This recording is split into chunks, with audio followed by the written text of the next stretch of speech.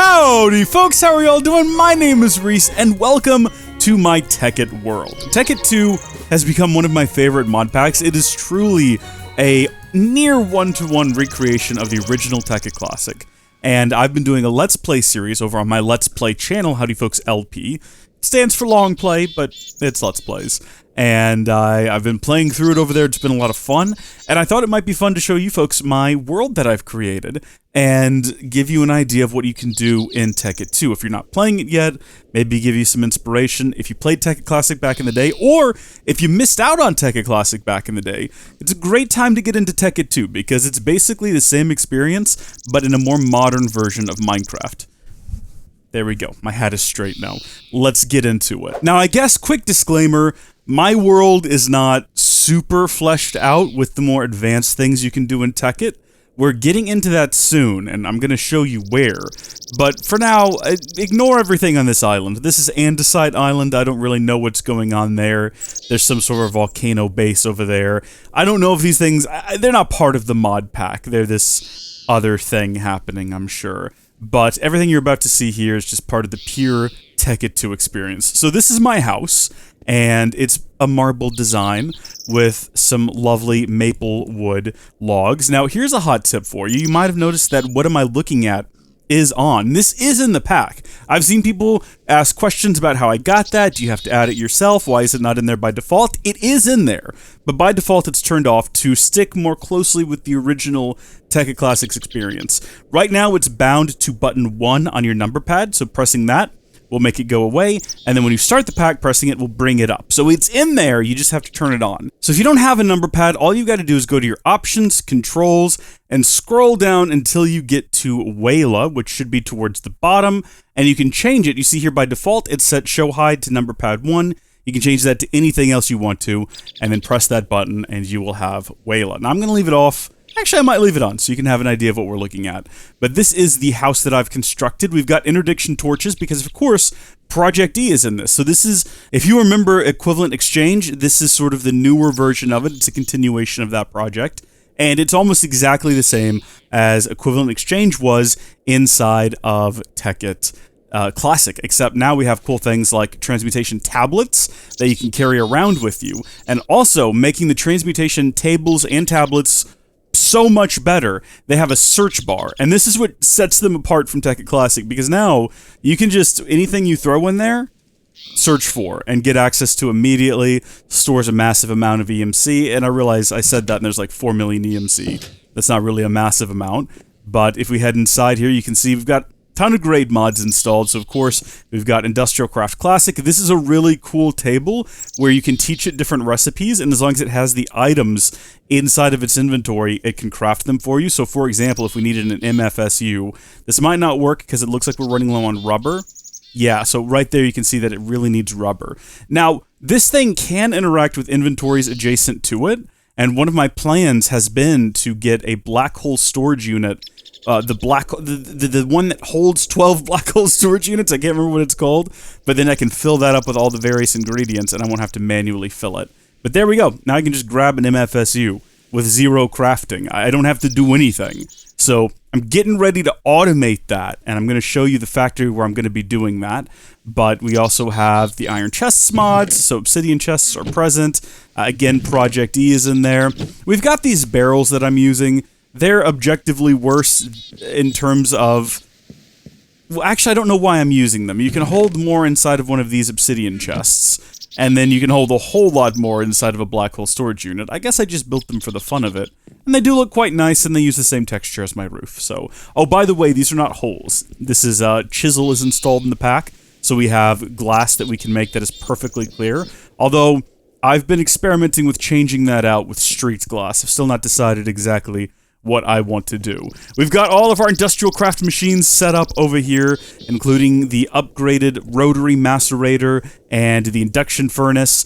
These are automated now. You don't have to use buildcraft pumps. So these are part of Industrial Craft Classic, which takes Industrial Craft and keeps it almost basically the same as it was in Tekkit Classic, except it's been upgraded. It's not been changed. I know immediately the versions of Industrial Craft after Tekkit, so the versions that came out after 1.2, changed quite a bit, but this is way more true to the original while still having a lot of really cool upgraded things, like these export and import upgrades, which are absolutely fantastic. Buildcraft is here as well. Don't think that it isn't. We have a quarry inside of here that I used to dig this massive hole in my back garden here pretty early on, and I'm going to show you what's down there. Now, one thing that is new, very quickly, we're going to take a teleport, and then we're going to go to my space center. They've added Galacticraft to this, which is an interesting choice. Tekkit Classic did not have Galacticraft, but Tekkit from 2013, I think it was, that had Galacticraft. And it's been added here as well, and you can go to the moon, the asteroids, Venus, Mars, and you can build a space station. I would like to see other systems added, because I know that there are mods adjacent to Galacticraft that can be used to go to other planets, and I would like to see that added. But you can always do it yourself if you feel so inclined. But this is where I've been doing some of my space work over here. And this is just literally in my basement. Oh, and I suppose now is as good a time as any to point out that Railcraft is present, and I've not really done anything with it.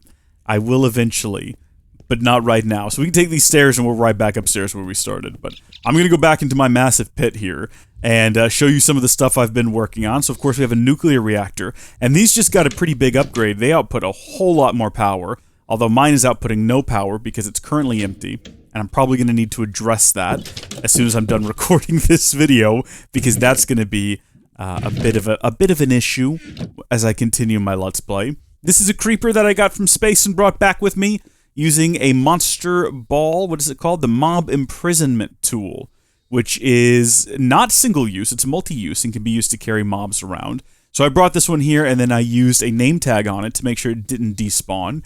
And I just keep him trapped here. I'm thinking about opening up a museum of sorts with one of every type of mob in the game. And I'm just going to keep him sealed away.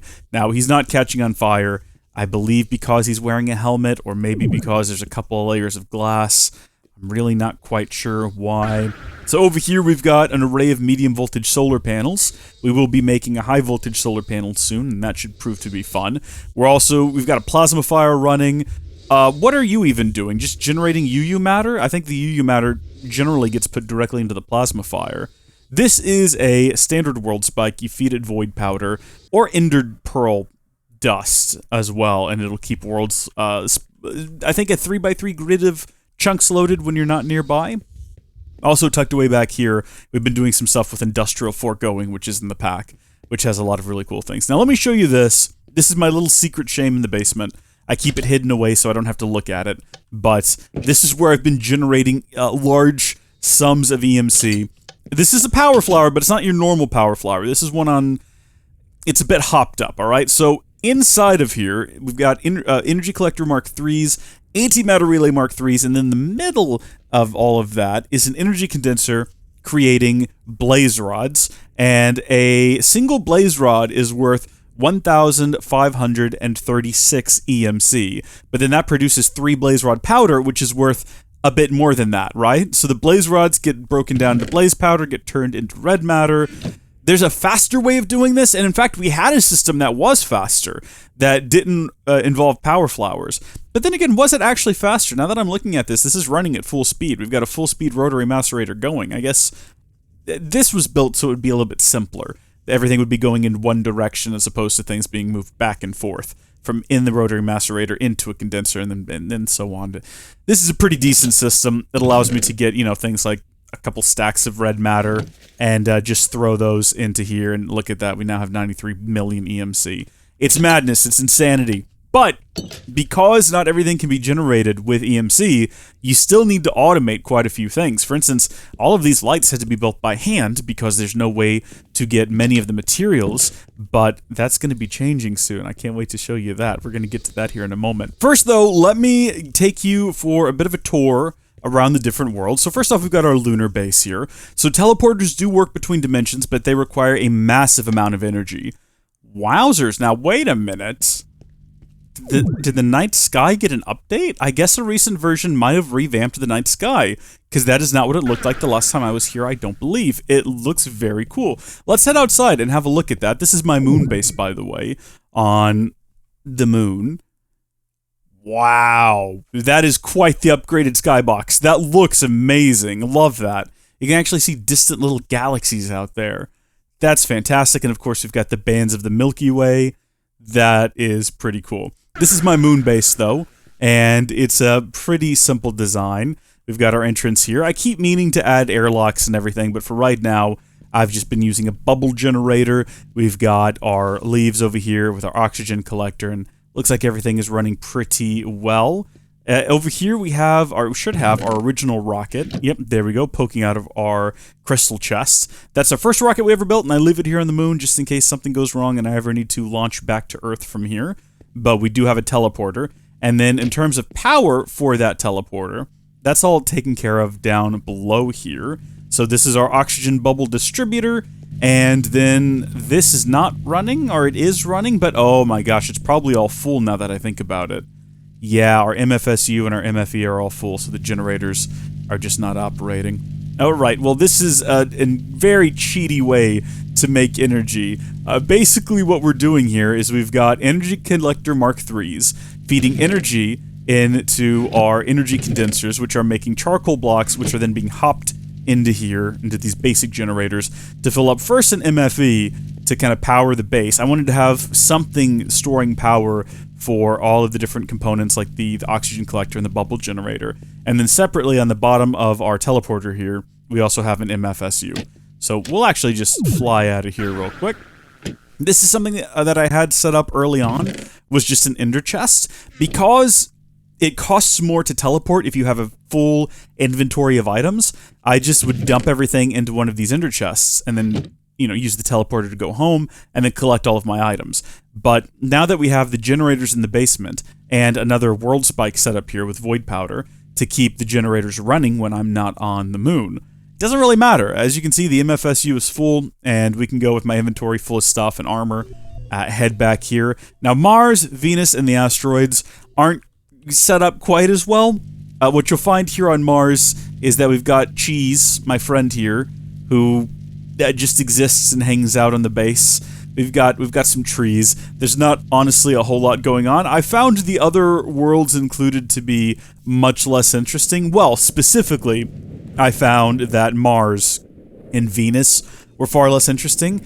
On the moon, you've got these little villages with little aliens that live there, and then you go someplace like Venus, and it's just this barren, rocky, usually raining wasteland. There's Earth, though. You can barely make it out over there. This place isn't great. I don't like it. The only thing that you'll ever find here is monsters, so we don't spend a lot of time here either. One thing that I did find interesting, though, was in the asteroid belt. In the asteroid belt, you can find these ancient, abandoned... Oh, by the way, my my asteroid is topped with spruce trees. I think it looks lovely. This is my original lander, and we just left that set up there. But the asteroid belts are quite cool, because you can find these abandoned alien bases, and I don't really want to go in there. There's some cool stuff in there, but I don't want to spoil it, so consider playing the pack yourself and seeing what surprises await you there.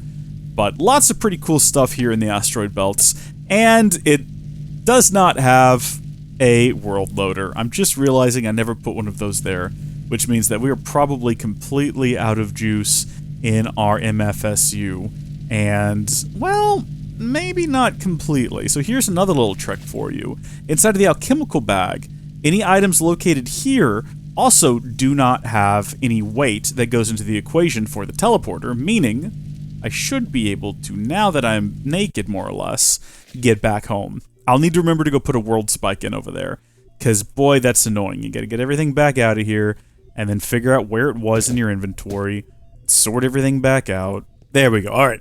Everything is sorted back out. So the next thing I want to show you is my factory, where I'm going to be doing some crazy automation stuff. Now, you might have seen glimpses of this. If you're confused about where we are, there's my house, there's my basement, there's that deep hole in the ground, and then here's my recently constructed factory. So recently constructed, in fact, that I haven't even finished lighting it. So there's still monsters in here, and we're just kind of keeping them at bay using interdiction torches at the moment. And then all we've got down here is the teleporter. And then this monstrosity. This is my first early steps into automation. And the way that this works is we've got energy condensers, we've got tons of collectors and relays generating bare materials so that we have an industrial workbench here that I can just get infinite lamps out of if I want to, you know, because that's how we're probably going to end up lighting all of this. And you'll notice this inventory down here did not empty. And the way that that works is it pulls items from the adjacent inventories. So we've got our redstone torches, we've got our glowstone, we got glass, there's bone meal back behind there, and this will automatically repopulate with those items. Now it looks like we're running out of something when I try to create a stack of these, and I'm wondering what that is. Glass. We might need to keep an additional stack of glass inside of there. If I just left click on there, I can get a stack of glass out. So the way that this works is it kind of remembers where everything is in this inventory and attempts to, every time you perform a crafting recipe, fill those slots back in.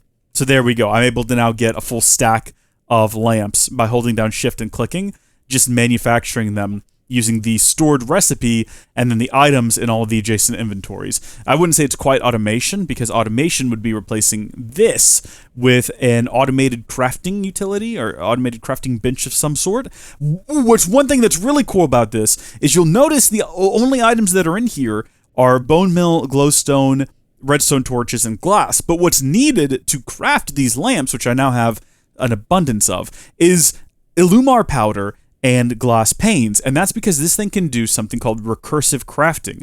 I've taught it the recipe for glass panes using glass, as well as the Illumar powder, which is the bone meal and the glowstone. So when I create a lamp, it is able to recursively make the Illumar powder, the white Illumar, using the bone meal and the glowstone, as well as the glass panes using the glass. It all combines it together. It's incredible. I love it.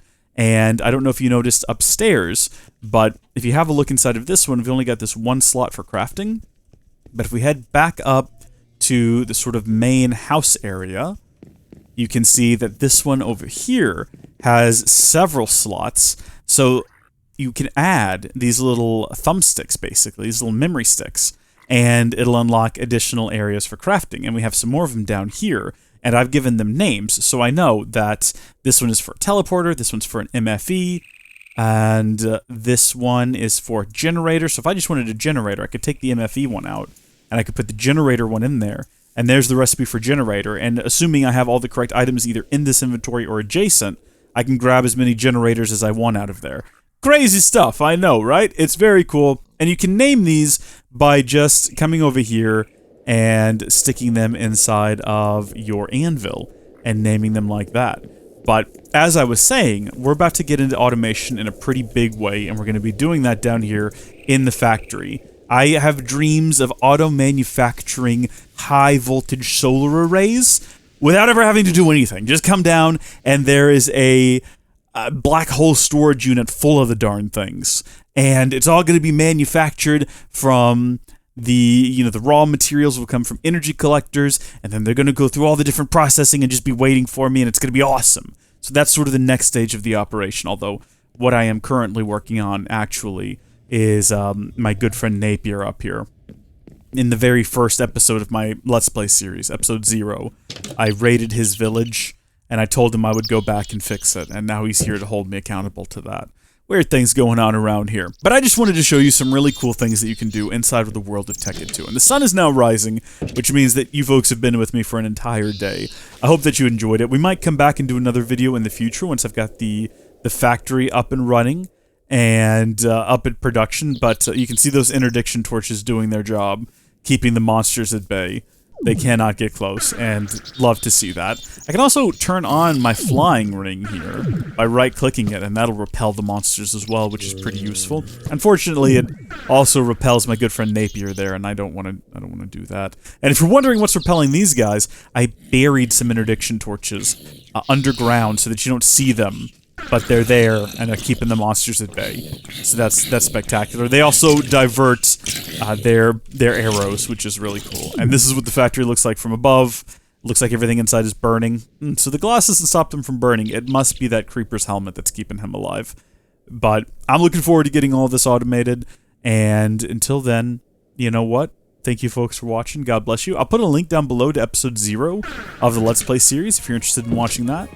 And otherwise, thanks for watching. God bless you, and I'll see you later. Bye!